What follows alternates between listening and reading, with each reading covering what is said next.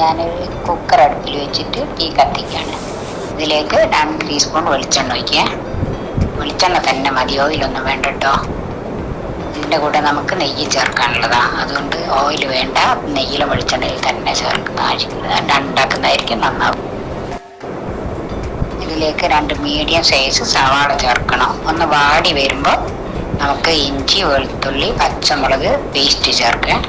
ഇതിൻ്റെ കൂടെ തന്നെ കുറച്ച് ഉപ്പും കൂടി ചേർക്കുക. നന്നായി വഴറ്റി വരണം. നന്നായിട്ട് തന്നെ വാടി വരണേ.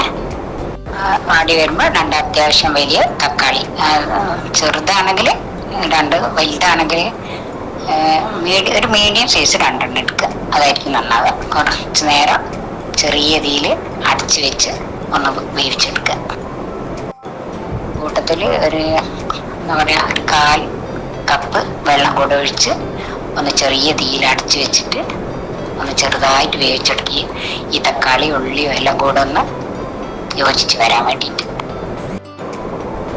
ഇനി അടുപ്പ് തുറന്ന് നമുക്ക് മസാലപ്പൊടികളൊക്കെ ചേർത്ത് കൊടുക്കുക. 1 സ്പൂൺ മല്ലിപ്പൊടി, വറുത്ത് പൊടിച്ച മല്ലിപ്പൊടിയാണ്. 1 സ്പൂൺ മുളക് പൊടി. മുളക് നമ്മുടെ ആവശ്യത്തിന് പച്ചമുളക് ചേർത്തുകൊണ്ട് മുളക് പൊടി കുറച്ച് മതിയെ. 1 നുള്ളു മഞ്ഞൾപ്പൊടി എല്ലാം കൂടി ചേർത്ത് 3/4 സ്പൂണോളം ഗരം മസാല പൊടി ചേർക്കണേ. എല്ലാം കൂടി ചെറിയ തീയിൽ നന്നായിട്ട് ഒന്ന് ഇളക്കി യോജിപ്പിക്കും. ഇതിൻ്റെ കൂടെ ഒരു വാഴയില ചേർക്കണേ. വാഴയില നമ്മൾ എണ്ണ ചൂടാക്കുമ്പോൾ തന്നെ ചേർത്താൽ മതി. എന്നോട് വിട്ടുവരാണ്, നിങ്ങൾ ഉണ്ടാക്കുമ്പോൾ അങ്ങനെ ചെയ്താൽ മതി കേട്ടോ, കുഴപ്പമില്ല. ഇതിലേക്ക് ഒരല്പം വെള്ളം ചേർത്തിട്ട് എല്ലാം കൂടെ ഒന്ന് ഇളക്കി ഒന്ന് വേവിച്ചെടുക്കാൻ വേണ്ടിയിട്ടാണ്. മസാലകളും എല്ലാം കൂടെ ചെറിയ തീയിലൊന്ന് അടച്ചു വെക്കുക. ഒരല്പം വെള്ളം ഒഴിച്ചെടുത്താൽ മതി. 1/4 കപ്പ് എന്ന് പറഞ്ഞാൽ കുറച്ച് മതി. ഇതൊക്കെ അടുപ്പൊക്കെ തുറന്നിട്ട് നമുക്ക് മുറിച്ച് വെച്ച പൊട്ടറ്റോയും ക്യാരറ്റും കൂടെ ഇതിൽ ചേർക്കാം. 2 ഓരോന്ന് മതി കേട്ടോ. തീരെ ചെറുതാണെങ്കിൽ 2 എടുക്കാം, അല്ലെങ്കിൽ ഓരോന്ന് തന്നെ മതി. ക്യാരറ്റ് ഇല്ലെങ്കിലും പൊട്ടറ്റോ നിർബന്ധമാണ്. കുക്കറിൻ്റെ അടുപ്പിടുക. പ്രത്യേകം ശ്രദ്ധിക്കേണ്ട ഒരു കാര്യം, പച്ചക്കറി രണ്ടും 1/4 ഭാഗം മാത്രമേ വേവാൻ പാടില്ല.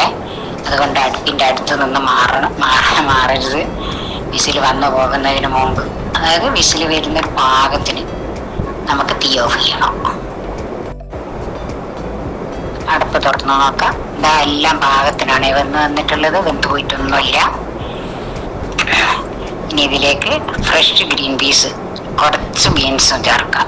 നിങ്ങൾ കയ്യിലില്ലെങ്കിൽ ചേർക്കണ്ട, ചേർത്താൽ നന്നായിരിക്കും. ഇതെല്ലാം കൂടെ ഒന്നുകൂടെ അടച്ചു വെച്ച് വേവിക്കുക. ഇത് കുക്കറിന് വെയിറ്റിടൊന്നും വേണ്ട, വെറുതെ അടച്ചു വെക്കുക. ഒരു ചെറുതീയിൽ കുറച്ചു നേരം ഒന്ന് വേവിച്ചെടുക്കുക. ഞാനൊരു 10-12 കാഷ്യൂ വെള്ളത്തിൽ കുതിർത്ത് അരച്ച് വെച്ചിട്ടുണ്ടായിരുന്നേ, അത് ഇതിലേക്ക് ചേർത്ത് കൊടുക്കുക. പിന്നെ കുറച്ച് മല്ലിയില ചേർക്കണേ. അതുപോലെ തന്നെ 2 ടേബിൾ സ്പൂൺ തൈര്. ഇതെല്ലാം കൂടി ഇതിലേക്ക് ചേർത്ത് ഇളക്കിയിരിക്കുക. പിന്നെ ശ്രദ്ധിക്കേണ്ടത്, ഇതൊക്കെ ചെയ്യുമ്പോൾ നമ്മുടെ തീ ഏറ്റവും ലോ ഫ്ലെയിമിലായിരിക്കണേ.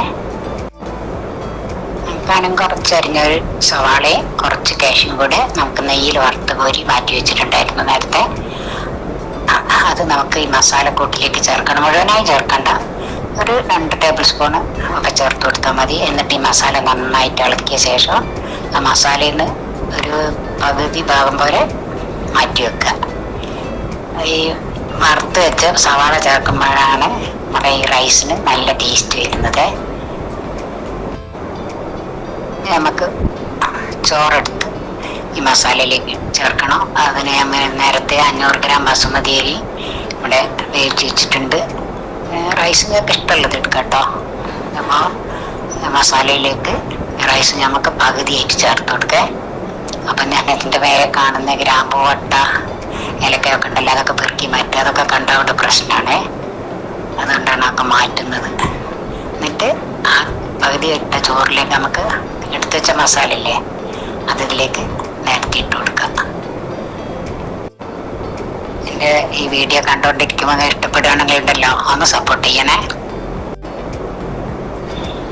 ഇതിപ്പോൾ ഒരു ദം ബിരിയാണി പോലെ തന്നെയാണ്. വേണമെങ്കിൽ പൊട്ടറ്റോ ബിരിയാണി എന്നും പറയും കേട്ടോ.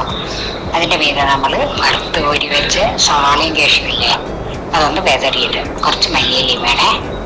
അതിനുശേഷം ബാക്കി ചോറും കൂടി നിരത്തിയിടുക. എന്നിട്ട് നമ്മൾ ആദ്യം ചെയ്ത പോലെ തന്നെ മല്ലിയില, വറുത്ത് കോരി വെച്ച സവാള കേശു ഇട്ട ശേഷം കുറച്ച് ഉരുക്കിയ നെയ്യ് ഒരു 2 ടേബിൾ സ്പൂണോളം ചേർത്ത് കൊടുക്കുക. ആദ്യത്തെ ലെയറിൽ ഞാൻ നെയ്യ് ചേർത്തിട്ടില്ല കേട്ടോ. നന്നായിട്ട് നെയ്യ് വേണമെന്നുള്ളവരാണെങ്കിൽ ആദ്യത്തെ ലെയറിൽ ചേർക്കട്ടോ. ഒരല്പം ഗരം മസാല കൂടി ചേർക്കുന്നുണ്ട്, നമുക്ക് ചോറിന് നല്ലൊരു മണം കിട്ടാൻ വേണ്ടിയിട്ടാണ്. ഇനി നമുക്ക് അടച്ച് വെച്ച് തീ കത്തിക്കാം. ചെറിയ ഫ്ലെയിമിൽ വെച്ചാൽ മതിയെ. കുക്കറായതുകൊണ്ട് വെയിറ്റ് ഇടാതെ അടച്ച് വെക്കണം. നിങ്ങൾ സാധാ പാത്രത്തിൽ വെച്ചാലും മതി കേട്ടോ. ചെറുതായിട്ട് ആവി വന്നാൽ നമുക്ക് തീ ഓഫ് ചെയ്യാം. അടപ്പ് തുറന്ന് നോക്കുക. നമ്മുടെ മസാലയും റൈസും ഒന്ന് ഇളക്കി യോജിപ്പിക്കണേ. ഹായ്, നല്ല മണം. അപ്പോൾ ചിക്കൻ ഇല്ലാതെ തന്നെ നമുക്ക് ബിരിയാണിയുടെ ടേസ്റ്റിൽ ഒരു ഉഗ്രം പൊട്ടറ്റോ റൈസ് ഒരിക്കലെങ്കിലും നിങ്ങൾ ട്രൈ ചെയ്യണേ. തീർച്ചയായും ഇഷ്ടപ്പെടും. നല്ല ടേസ്റ്റാണ് ഇതിന്. ഇഷ്ടപ്പെട്ടാൽ ഞാൻ പറഞ്ഞ പോലെ സബ്സ്ക്രൈബ് ചെയ്യുക, ലൈക്ക് ചെയ്യുക, ഷെയർ ചെയ്യുക.